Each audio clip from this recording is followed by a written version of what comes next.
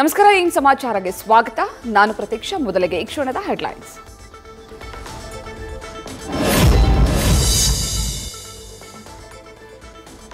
ಬೆಂಗಳೂರಿನಲ್ಲಿ ಹಾಡಹಗಲೇ 7 ಕೋಟಿ 11 ಲಕ್ಷ ರೂಪಾಯಿ ದರೋಡೆ. ಎಟಿಎಂನಿಂದ ಹಣ ಸಾಗಿಸುವ ಸಿಎಂಎಸ್ ಏಜೆನ್ಸಿಯ ದಕ್ಷಿಣ ಭಾರತದ ಮುಖ್ಯಸ್ಥನಿಗೆ ಖುದ್ದು ಕಮಿಷನರ್ ವಿಚಾರಣೆ. ಸಿದ್ದಾಪುರ ಠಾಣೆಗೆ ಜಿಟಿ ನಾಯಕನನ್ನ ಕರೆಸಿ ಸೀಮಂತ್ ಕುಮಾರ್ರಿಂದ ವಿಚಾರಣೆ.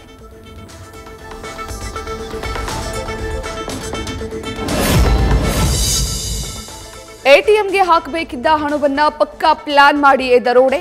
ಅತ್ತಿಬೆಲೆ, ಹೊಸೂರು, ಕೆಆರ್ಪುರಂ ಸೇರಿ ರಾತ್ರಿ ಪೂರ್ತಿ ಆರೋಪಿಗಳಿಗಾಗಿ ಹುಡುಕಾಟ. ರಾತ್ರಿ ವೇಳೆಯೂ ಬ್ಯಾರಿಕೇಡ್ ಹಾಕಿ ತೀವ್ರ ಶೋಧ ಹಾಗೂ ತಪಾಸಣೆ.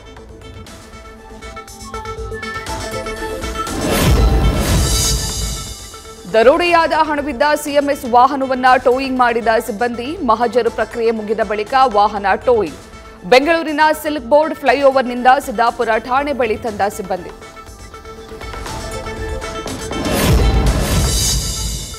ಸಿದ್ದಾಪುರ ಠಾಣೆಯಲ್ಲಿ ಮಹಾ ದರೋಡೆಯ ಎಫ್ಐಆರ್ ದಾಖಲು. ಸಿಎಂಎಸ್ ಕಂಪನಿಯ HBR layout branch manager Chandrashekharaiah ದೂರು. 6-7 ಜನರು ಚಾಲಕನಿಗೆ ಪಿಸ್ತೂಲ್ ತೋರಿಸಿ ದರೋಡೆ ಮಾಡಿದ್ದಾಗಿ ಉಲ್ಲೇಖ.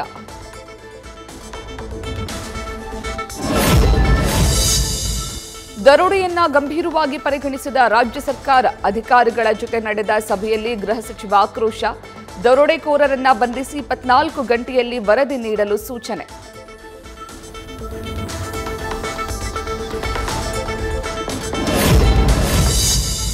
ಜೈಲಿನಲ್ಲಿ ಮೊಬೈಲ್ ಕೊಟ್ಟವರು ದರೋಡೆಕೋರರಿಗೂ ವ್ಯವಸ್ಥೆ ಮಾಡಿರಬಹುದು.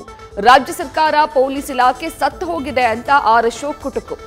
ಬ್ಯಾಂಕ್ ಹಣಕ್ಕೆ ಸೇಫ್ಟಿ ಇಲ್ಲದಿದ್ರೆ ಜನರ ಹಣಕ್ಕೆ ಸೇಫ್ಟಿ ಎಲ್ಲಿ ಅಂತ ಚಾಟಿ.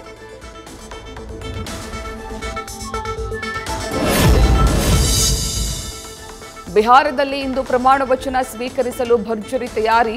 ಪಾಟ್ನಾದ ಕಾರ್ಯಕ್ರಮದಲ್ಲಿ 10ನೇ ಬಾರಿಗೆ ಬಿಹಾರ ಸಿಎಂ ಆಗಿ ನಿತೀಶ್ ಕುಮಾರ್ ಪ್ರಮಾಣ ವಚನ. ಕಳೆದ ಬಾರಿಯಂತೆ ಈ ಬಾರಿಯೂ 2 ಡಿಸಿಎಂ ಪ್ರತಿಜ್ಞೆ.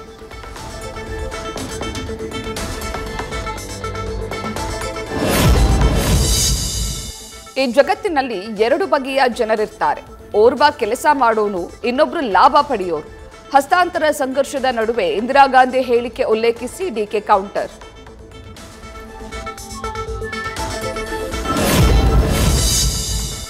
ಡಿಕೆಶಿ ಇನ್ನು ಏನೆಲ್ಲ ತ್ಯಾಗ ಮಾಡಬೇಕೋ ಗೊತ್ತಿಲ್ಲ. ಸಿದ್ದರಾಮಯ್ಯ ಕೇಳೋ ಮಗ ಅಲ್ಲ.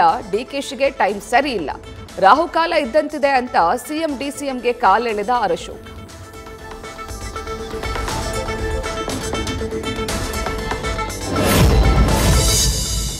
ಗೃಹಲಕ್ಷ್ಮಿ ಯೋಜನೆ ಫಲಾನುಭವಿಗಳಿಗೆ ಸಚಿವ ಲಕ್ಷ್ಮೀ ಹೆಬ್ಬಾಳ್ಕರ್ ಗುಡ್ ನ್ಯೂಸ್. ಬಾಕಿ ಉಳಿದಿರುವ ಸೆಪ್ಟೆಂಬರ್, ಅಕ್ಟೋಬರ್ ಹಣ ಶೀಘ್ರದಲ್ಲೇ ಖಾತೆಗೆ. ಒಂದೇ ಸಲಕ್ಕೆ ಬಿಡುಗಡೆ ಮಾಡುವುದಾಗಿ ಹೇಳಿದ ಹೆಬ್ಬಾಳ್ಕರ್.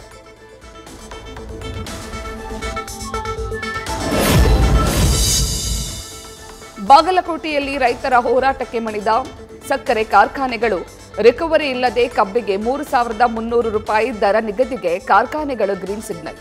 ಈ ಬೆನ್ನಲ್ಲೇ ನವೆಂಬರ್ 22ರಂದು ಕೈಗೊಂಡಿದ್ದ ಹೋರಾಟ ಕೈಬಿಟ್ಟ ಬೀಳಗಿ ರೈತರು.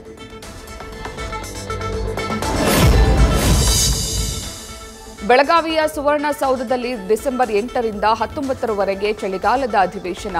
ಈ ಬಾರಿ ಅಧಿವೇಶನ ವೀಕ್ಷಣೆಗೆ ನಿತ್ಯ 500 ವಿದ್ಯಾರ್ಥಿಗಳಿಗೆ ಅವಕಾಶ. ವಿಧಾನಸಭೆ ಸ್ಪೀಕರ್ ಯುಟಿ ಖಾದರ್ರಿಂದ ಮಾಹಿತಿ.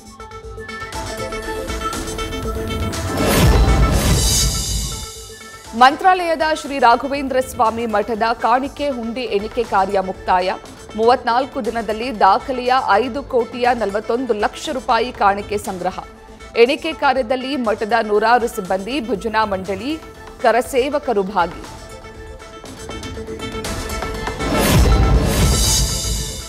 ಕೊಪ್ಪಳದ ರಾಯರ ಮಠ ಹಾಗೂ ಉತ್ತರಾದಿ ಮಠದ ಸ್ವಾಮಿಗಳಿಂದ ಆರಾಧನೆ. ಉತ್ತರಾದಿ ಮಠದ ಸತ್ಯಾತ್ಮ ತೀರ್ಥರು ಹಾಗೂ ರಾಯರ ಮಠದ ಸುಬುಧೇಂದ್ರ ತೀರ್ಥರಿಂದ ಪೂಜೆ. ಇತ್ತೀಚೆಗೆ ತಮ್ಮ ವಿವಾದ ಬಗೆಹರಿಸಲು ಸಭೆ ನಡೆಸಿದ ಬೆನ್ನಲ್ಲೇ ಒಂದಾಗಿ ಆರಾಧನೆ.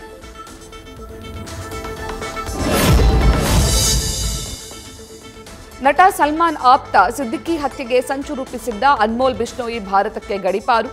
ವಿಮಾನ ನಿಲ್ದಾಣದಲ್ಲೇ ದೆಹಲಿ ಪೊಲೀಸರಿಂದ ಆರೋಪಿಯ ಬಂಧನ. ಅನ್ಮೋಲ್ ಬಿಷ್ಣೋಯಿಯನ್ನ 11 ದಿನ ಕಸ್ಟಡಿಗೆ ನೀಡಿದ ದೆಹಲಿ ಕೋರ್ಟ್.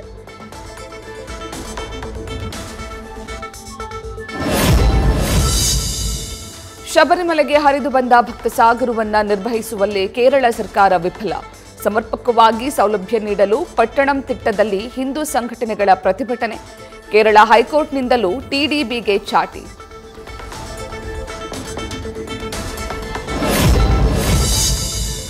ಕೆಂಪುಕೋಟೆಯಿಂದ ಕಾಶ್ಮೀರದ ಕಾಡಿನವರೆಗೆ ಭಾರತದ ಮೇಲೆ ದಾಳಿ ನಡೆಸಿದ್ದೇವೆ.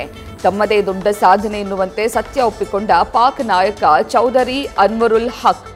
ಜಗತ್ತಿನ ಮುಂದೆ ಮತ್ತೊಮ್ಮೆ ಭಯೋತ್ಪಾದಕತೆಯ ಮುಖ ತೆರೆದಿಟ್ಟ ಪಾಕಿಸ್ತಾನ.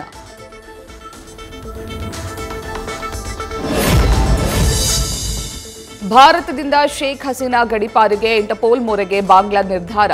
ಹಸೀನಾಗೆ ಗಲ್ಲು ಶಿಕ್ಷೆ ಘೋಷಣೆಯಾಗಿದ್ದರಿಂದ ಗಡೀಪಾರು ಮಾಡಲು ಇಂಟರ್ಪೋಲ್ಗೆ ಅರ್ಜಿ. ಹಸೀನಾರನ್ನ ಹಸ್ತಾಂತರಿಸದಿದ್ದರೆ ತನಿಖೆ ಎದುರಿಸುವ ಸಂಕಷ್ಟದಲ್ಲಿ ಭಾರತ.